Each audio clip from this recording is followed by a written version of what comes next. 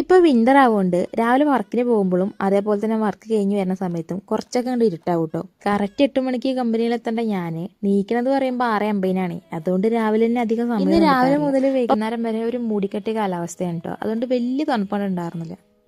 പിന്നെ എന്നോ പെയ്തു പോയ മഞ്ഞ് ഞാനിവിടെ ഉണ്ട് എന്ന് പറയുന്ന പോലെ അവിടെ ഇവിടെ ആയിട്ട് കിടക്കുന്നുണ്ട്. സംഭവം മൂടിക്കൊട്ടിയോണ്ട് തന്നെ നമ്മൾ സാധാരണ ഇവിടെ നോക്കിയാൽ കാണാൻ മലനിരകളൊന്നും ഇപ്പോൾ കാണാനില്ല കേട്ടോ.